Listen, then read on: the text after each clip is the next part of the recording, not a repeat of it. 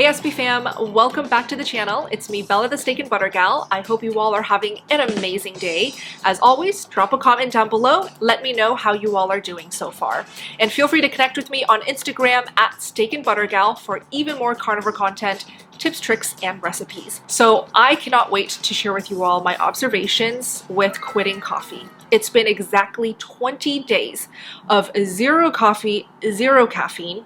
And by the way, black coffee is the only form of caffeine that I personally drink. I have been drinking black coffee daily for the past 3 years. I know that in the carnivore community, coffee is a very just loved beverage. A lot of us carnivores hold it very dearly, and I was that person. I refused to even consider giving up black coffee, my last vice. It was totally my weak spot. I was very stubborn and protective over this last plant beverage. And I think what really opened up my eyes, my mind, and my ears to possibly considering quitting the coffee was the conversations that I've had recently. People I've invited onto my YouTube channel, guest speakers that I've invited into the Steak and Butter Gang, my fellow members in the Steak and Butter Gang sharing their experiences with coffee and quitting coffee. I finally listened to these testimonials saying they changed their lives for the better. And just to shout out a few notable inspirations, Dr. Sabrina Solt and her husband Zach Solt, who I invited on my channel recently, they kept saying to me in the interview, quitting the black coffee changed their lives. They had more energy, less anxiety, better mood. Everything just got better. And also Dr. Anthony Chafee always saying, you know, cutting out that last 5 to 10% of plant foods could really make a huge difference, sometimes 100% of a difference. And just to inspire some of my more stubborn viewers who are thinking that I'm crazy for doing this and it's such a bad idea, I just thought I would share with you guys some notes that I took down from the book Caffeine Blues. And Caffeine Blues is a great book to read if you want to actually understand how harmful drinking coffee can be. And this was recommended by Dr. Sabrina Solt and her husband Zach Solt. So I just wanted to share some harmful effects of caffeine that I learned from the book. It can take up to 12 hours to detoxify 1 single cup of caffeine.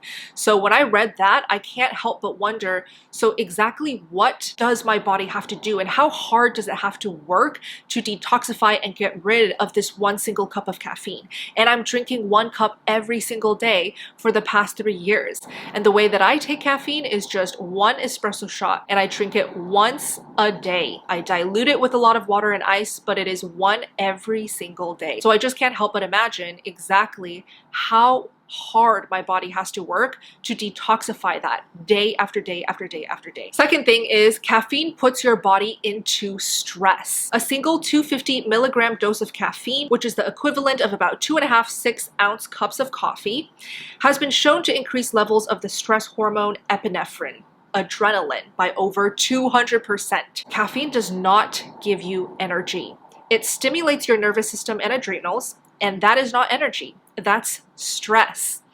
Imagine going to a bank for a loan. The loan officer agrees to your loan, but as you leave the bank, you notice the fine print. The loan has to be repaid at 75% interest.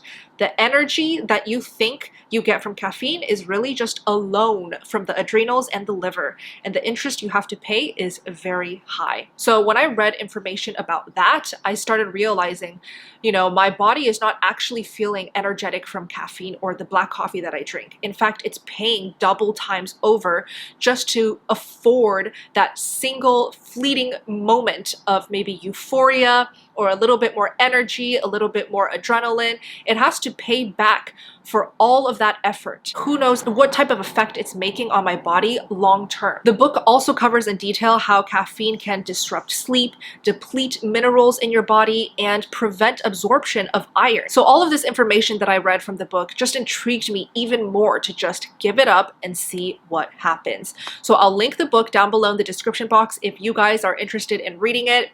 But now let's just dive right into the observations and what happened week by week. So what approach did I take quitting the coffee? I personally went cold turkey. I just quit it overnight, made the decision, and did it. And I decided to do this personally because I know myself and my personality type and what works best for me. So the method of rip the band-aid off and just get it over with is the method that I usually go with for pretty much everything in my life.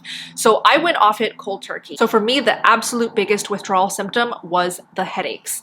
I had pounding headaches all throughout my head. So top, side, sometimes back, but it really focused around the temples and the top of my head. And it would just be throbbing, pounding headaches that were honestly pretty unbearable the first few days.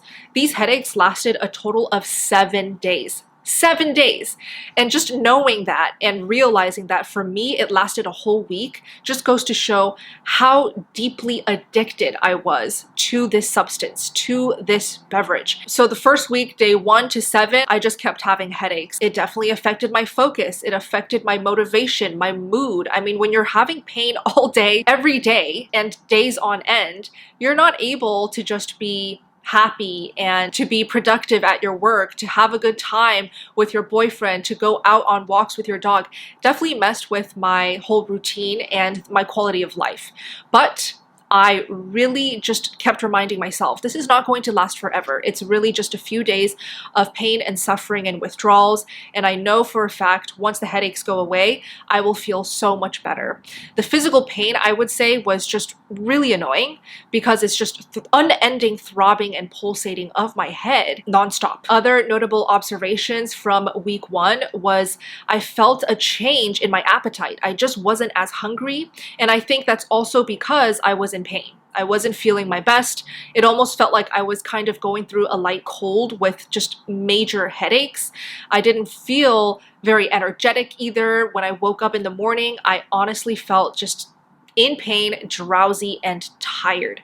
So when you're in that constant state, basically when you're sick, right, under the weather, you don't have that healthy, vibrant, big appetite that you usually have. And that definitely happened to me. My first week, my appetite really wasn't there. I didn't feel like feasting on delicious fatty meats. Now, something else that I do have to mention that I kind of incorporated in to replace my loss of joy by cutting out the coffee was working out. I haven't worked out or went to the gym for a very long time because, as I shared in previous videos, I just don't have a great relationship with working out and going to the gym. I've always treated it as a punishment from overeating or overindulging when I was on the vegan diet, when I was on a standard American diet.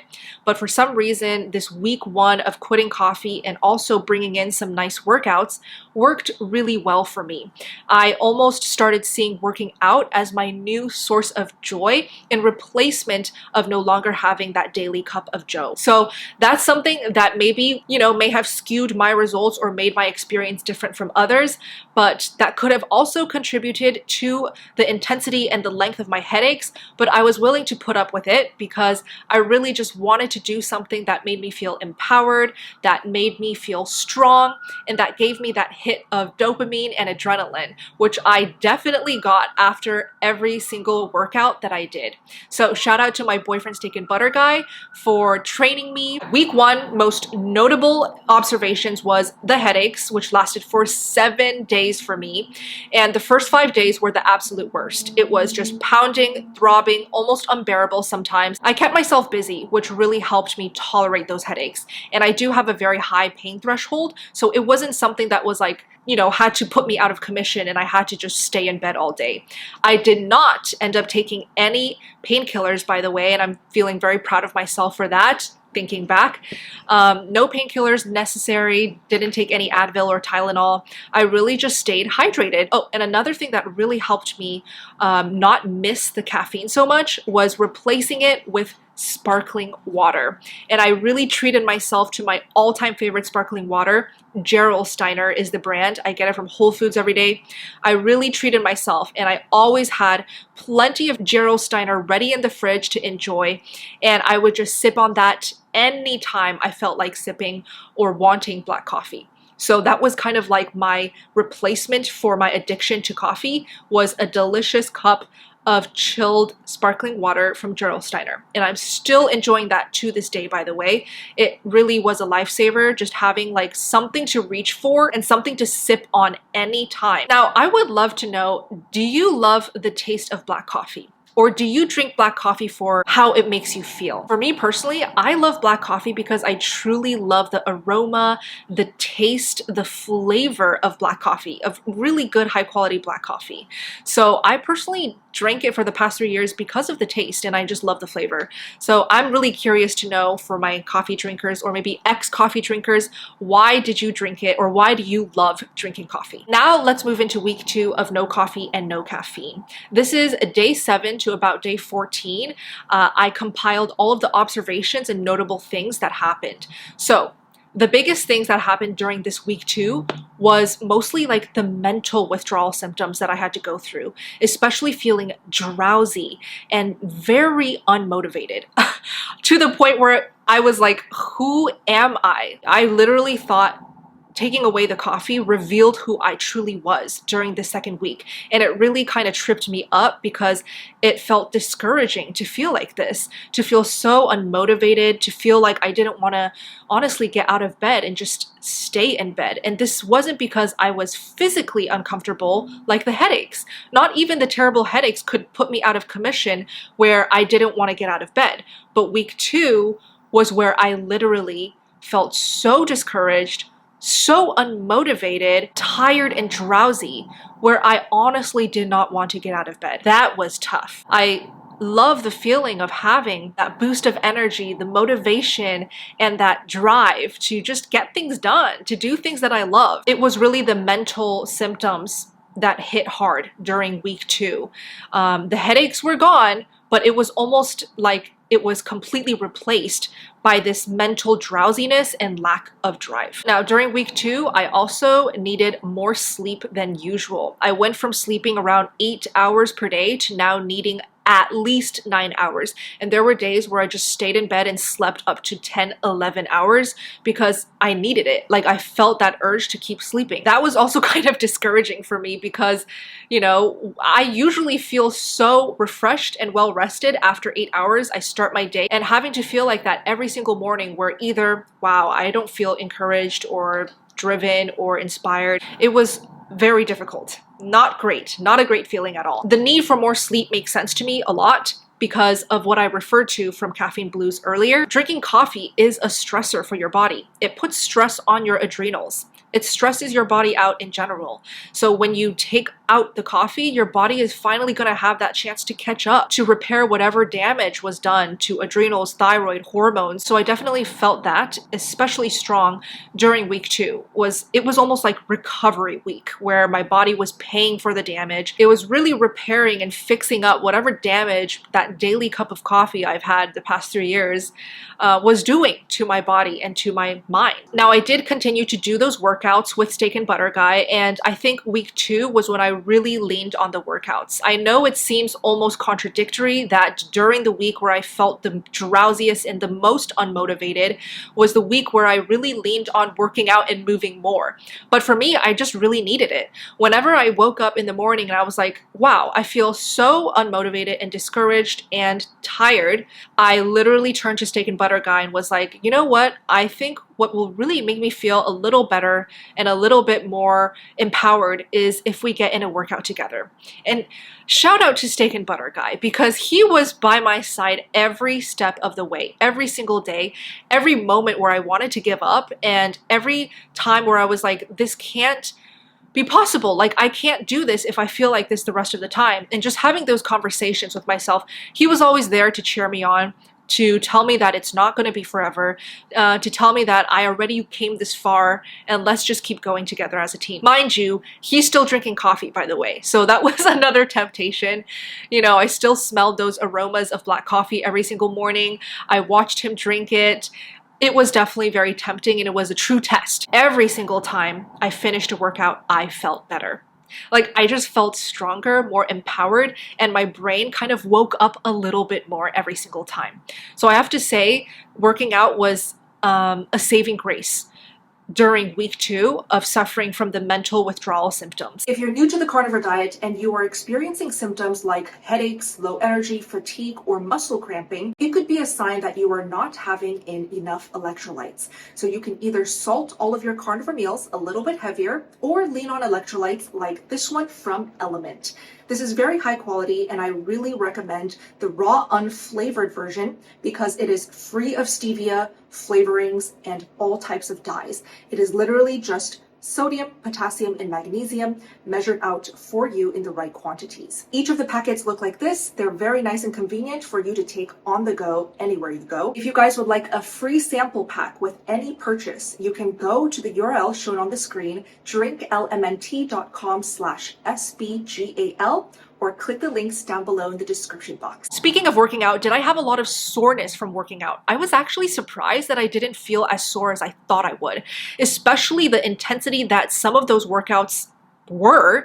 And Steak and Butter Guy was kind of replicating the models that he's learning from Sean Baker's workouts. If you have ever seen Steak and Butter Guy workout with Sean, where he is literally sweating from head to toe, screaming out of pain, you know, like that intensity, Steak and Butter Guy was kind of mimicking that type of style of working out. He wasn't killing me because he knew what I was going through. I'm currently cutting out the coffee, so I can't possibly do something that draining, that difficult. But the workouts were not easy. They were pretty intense for me personally. And there were plenty of moments when I was doing those workouts where I literally said, I don't think I can do another set, or I don't think I can keep going, or I kind of want to go home now. I'm feeling a little bit too tired. And he would just keep encouraging me and pushing me to just at least finish that set, at least finish a couple more reps. And every single time, I felt like, oh, the next morning, I'm going to be so sore after this. Every time the next morning, I wouldn't feel as sore as I thought I would feel. Now, could it be because I'm not having caffeine? Maybe. It might also be a little too soon to associate the lack of intense soreness from working out with quitting the coffee, but I like to just tell myself that I'm doing something great for my body. I'm working out, I'm not being killed by the soreness, I'm feeling stronger and stronger every day, and I am able to quit coffee. Week 2 was difficult. I have to say week 2 was the most difficult week because of what I had to go through mentally and emotionally, and just that lack of ambition and drive really got to my head. The one pro though from week 2 was because of the compilation of workouts that I've been doing and the amount of energy that I have been exerting from so many more workouts, my appetite finally opened back up. It came back. So I noticed that I was eating 2 meals a day most of those days. So I would eat something light before going to work out, like poached eggs with butter. That's one of my favorite pre-workout meals these days, is just a ton of poached eggs with butter. And I would have like on average 10, sometimes just a whole box, a whole dozen. But that really helped me feel better. Like, it didn't make me feel empty in the stomach. I felt hungry for it, so I always ate a light meal before going to the gym. And then after gym, after work, is when I would have my proper meal.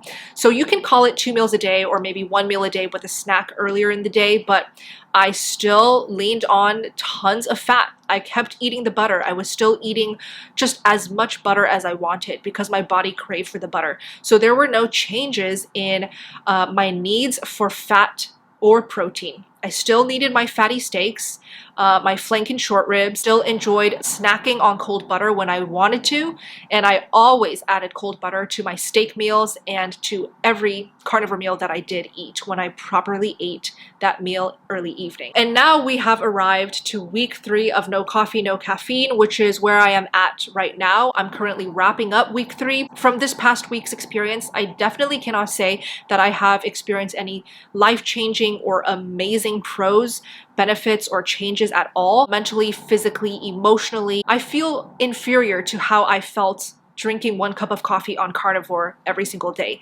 So I'm not even at base level, feeling good, feeling happy, motivated, energetic at all. I still currently feel lower energy. Now, I don't have that lull all throughout the day where I feel sleepy and drowsy all day, every day, but there's always a morning time lull that I have. So whenever I wake up, I don't feel nearly as energetic, ready to just hop out of bed and start the day.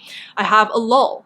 I feel like that lull lasts for 3 to 4 hours, and it's not pleasant, but At least this week, I know that it will go away after a few hours. The second week, that lull was there all day, every day. And the only times where I would have some relief and a break from that lull was during and after working out. Something else that I've been enjoying, like incorporating daily, is using a sauna blanket. And I heard great things of sauna blankets for the longest time. So I finally got one recently from ButcherBox. And the purpose of using a sauna blanket is to relieve stress, to relieve any tension and soreness in the body, which works very well with my new addition of working out and the stress that I'm feeling from not having coffee. It also helps to improve circulation, and regular use of sauna blankets can also boost immunity, which is great during these winter months when there's so many flus and colds going around. So I have really been enjoying just using the sauna blanket every day, and mostly because it feels so cozy and so comfy.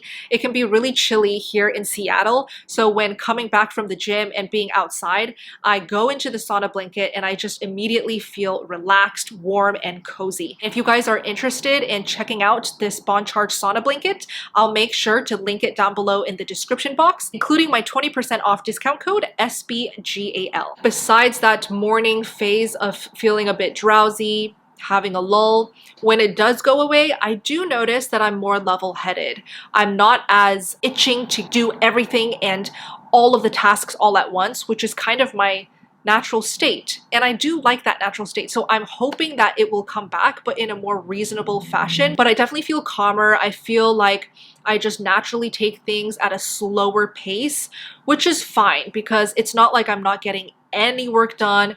At least I have that drive and that motivation back. It's just not as full force and strong as it was before quitting coffee, but I do feel like more level-headed, just calmer, and possibly just more present. And I do feel like when I'm taking things a little bit slower and being calmer and level-headed throughout the day, I have more of a desire to just take a walk, do something relaxing, do things that are associated with me time, with self-care. So this could be a really good thing that's happening, but what I do miss the most after 3 weeks is that, you know, that drive that I have every single day when I wake up. Now, I know a lot of you guys are probably thinking, this is not going to last forever, just keep going with it. You're going to have that up and up of energy and drive soon, but it's been 3 weeks, guys, and I have not had a single day where I truly felt like myself. So is it tough? Yes, it's really tough, but I think the light at the end of the tunnel that I'm hoping I will feel and reach is what is keeping me going. I totally felt like, what am I even doing with this goal? Like, I should have not committed, but I'm glad I have you guys. I'm glad that I said it out loud on this YouTube channel because that's truly the best way to stay accountable. I felt like I set out a goal and I have to carry out on this goal. And the final things about week 3, my appetite is still very healthy, if not actually even bigger because of these workouts. I started noticing like this week with each workout that I do, I'm eating a little bit more than usual. So instead of my usual like 2 pounds of steak plus butter plus eggs, I'm now having close to 3 pounds of steak plus butter plus as many eggs as I want. So I do notice that my appetite is kind of catching up and compensating for all of the energy I'm exerting in the gym, which I'm very happy about. I just love feasting. So that's a great thing. That's probably the biggest pro of week 3, but the sleep is kind of normalizing. I don't need nearly as much. I don't feel those days where I wake up and I'm like, gosh, I can sleep another 3 hours and hit a full 12-hour, you know, phase of sleeping all day. So I will, of course, keep you all updated beyond week 3, but I honestly just feel so proud that I made it without any coffee and caffeine. Week 2, again, was truly the most difficult week of this whole experience so far. I do think I made it through the worst of it, especially week 2. But we shall see. Maybe something unexpected will happen, but I think I'm ready for it. And I do have to say a huge thank you to anyone and everyone who messaged me, who sent me words of encouragement, who cheered me on, who gave their tips, experiences, insight, and advice to kind of keep me going. And I think that's so important when committing to a new daunting goal.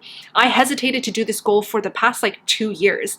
And because I said it out loud, I put a video out stating it to all of you guys, it really motivated me to just commit and stick with it. So if there's any tip that I can offer, if you're kind of hesitating on any type of goal for yourself, it's to keep yourself accountable. Either make a video about it, post about it, join my community, the Steak and Butter Gang, where you will literally have zero trolls, zero judgment, and a safe place to share your goals and updates and struggles. Joining a community will really make a huge difference. I cannot say how many times where I felt discouraged and I wanted to give up, but hopping on one of the meetings that I do in the Steak and Butter Gang just gave me that boost of inspiration and drive to just keep going, to keep at it.